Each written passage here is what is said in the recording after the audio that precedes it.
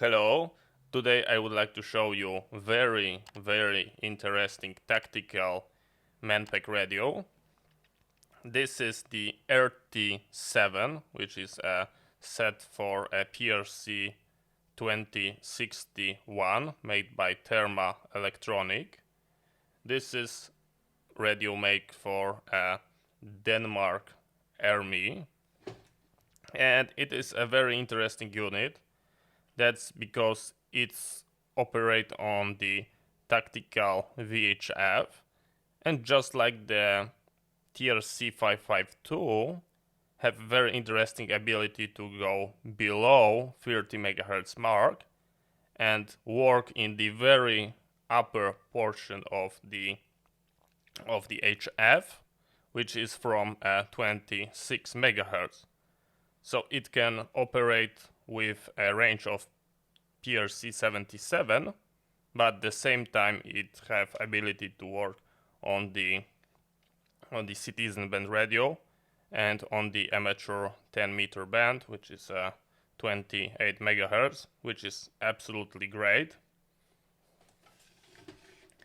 It have exactly the same form factor as a PRC-77, and what's extremely great, all the accessories for a PRC-77 fits this radio.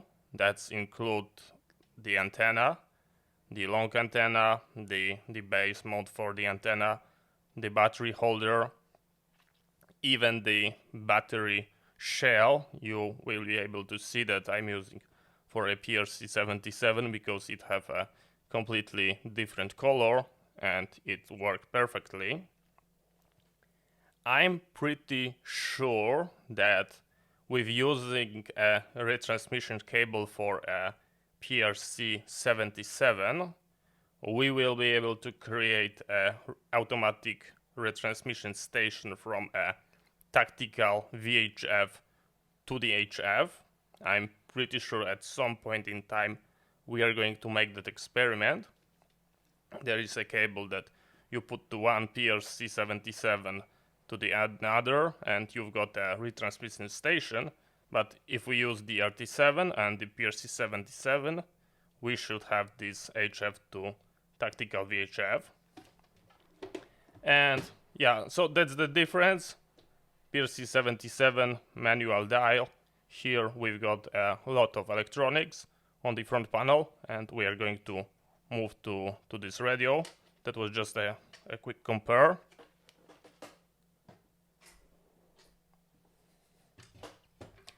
And let's take a look at the outside. So everything looks exactly the same. The color is a little bit different. The color is different. The unit itself looks exactly the same as a PRC-77.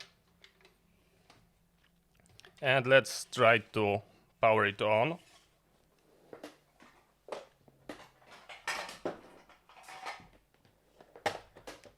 So here is the metal shell for the battery, and here is my battery adapter that use a single-use primary batteries. And some time ago I've got a question, can this battery holder be used on a PRC-25? And the answer is no, because PRC-25 have a tube in the amplifier and that require a 3 volt for a filament, and this battery holder does not provide the 3 volt pin. It's only providing a 15 volt. So the answer is no.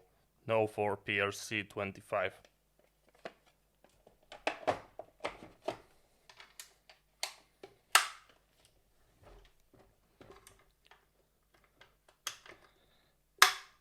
And as you can see, even with the different color, everything is working exactly like it should.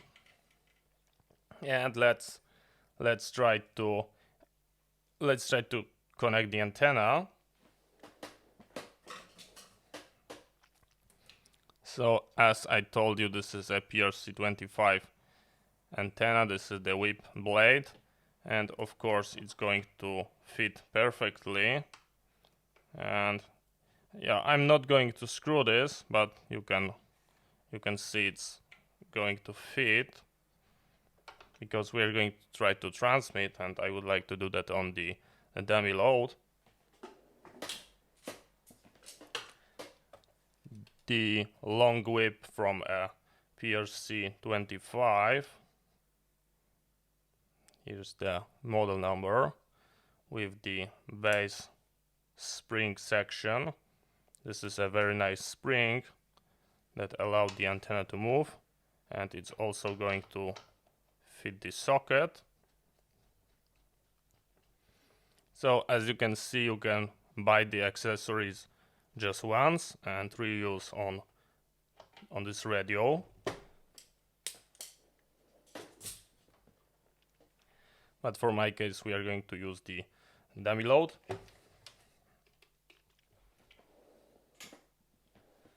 Let's grab a H250 style handset. This is not from this radio, but any will fit. So here we can see that just like on the PRC-77, we've got a 2 audio port, and any of them will act exactly the same. And let's take a look at the front panel. The first thing that you are going to see is a power connector. This is where you are going to connect a lot of different things. Can be connected. It can be used for external amplifier. It can be used for remote controlling. It accepts this audio signal. It can be used for just powering the radio. Lot of things can be done with this plug, so just don't think that it's only for power. It's for a lot of different use. And I've got an amplifier. I just need a cabling, so at some point in time we are going to make a test. Here we've got a 50 ohm BNC antenna connector, and I'm going to put a dummy load. Here we've got a selector that allows us to choose from one of 10 pre-programmed channels, because this radio is very interesting. It is a channelized radio. As you can see, we've got 10 channels, but at the same time we can operate this radio like very close to VFO, and we can input any frequency by using these dials, and it will be automatically retuned as we set, or we can work on preset frequencies, which is really great if you just scanning. And here is on this setting we've got the direct VFO input of the frequency. If we go to any of these channels, we are using that channel bank. And if we go to the remote, then by using this digital input, we can control the radio remotely and set the frequency. I was looking for information how that's done, and I was completely unable to find any software and the cable for the computer. But here's the only thing I found, and this is the radio. You can pause and take a look at this. But in general, that company is selling software for simulating radio. But at the same time, they've got something like this. And if you take a closer look, those are this radio in the rack, and they are remotely controlled from a computer by using this port. So that's quite interesting. Yeah, but I was completely unable to find any software, and any hardware to connect this to the computer. If you've got anything, let me know. I will be very glad to make it working. And let's go back to the VFO, which is pointing nicely to that setting. Here is our main control. On the first one, the radio is off. We've got the ability to turn it on. Here, as you can see, it's trying to tune, but I've got a wrong frequency set.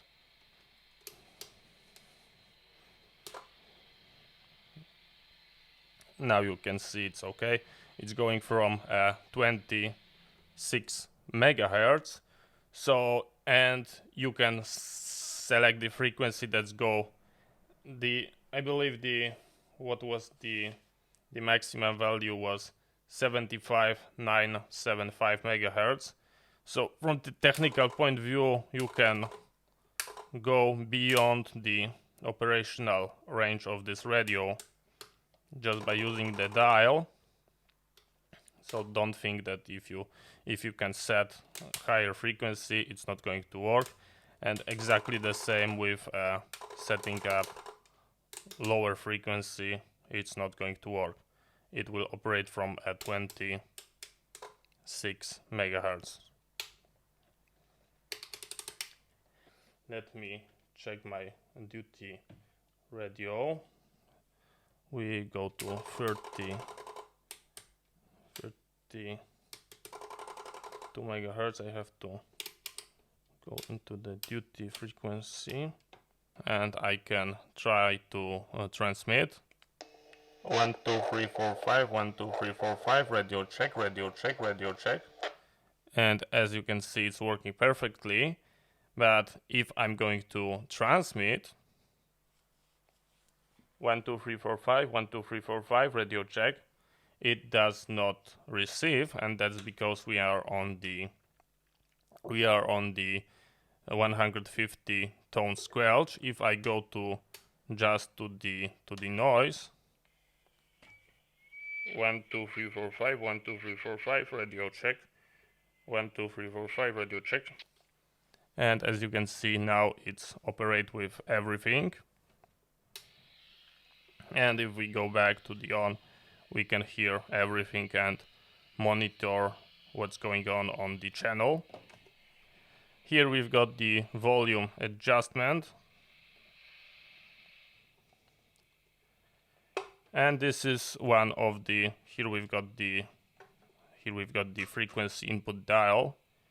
And in the direct input mode, as we change the frequency, we can hear the antenna tuner retuning. So you can hear that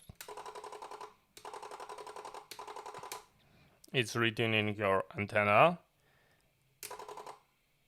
And here is the rest of the frequencies. So let's take a look.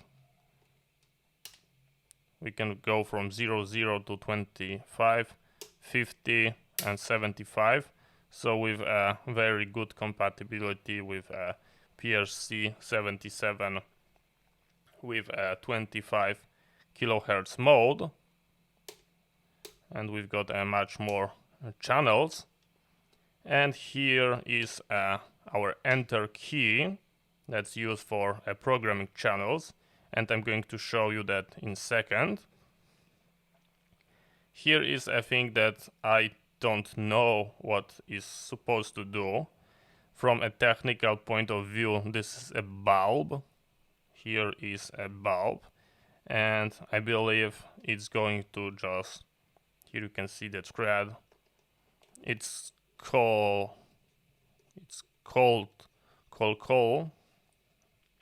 And if you rotate it, it's going to glow dimmer on brighter. But of course, I've got no idea how to make it working. I assume that if it receive like a selective ID, it can show you that someone paged you. But I don't know how to send this tone, and I've got no idea how to test it. If you have any knowledge about that, please let me know in the comment. And let's try how to program frequency. Programming frequency is extremely simple. I was unable to get any user manual, but really like a 5 minute. By looking at this, everything is logic. So let's program channel number 1. So we go to channel number 1 and we've got some frequency. And if you are going to notice, this is not the frequency that is selected on the VFO, and any change here does not reflect change on the frequency. And that's because here we are in like a tuning mode, and I can set any frequency I want. So for example, let's make a 27 megahertz with the 0 zeros on the end. And I would like to program this on channel 1, and I press the enter. As you can hear, it retune, and it's stored that in the memory channel 1. If I would like to tune channel 2, I go to the channel 2, and I would like to program at 28 megahertz. So I just set the correct frequency. As you can see, it was not reflected, and it's not going to be unless I press the enter key. And now it's changed and it's stored.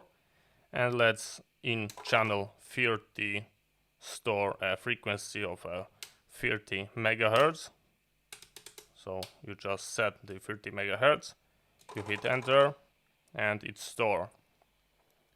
And if you remember, I can cover this because I'm not going to need to make any adjustment.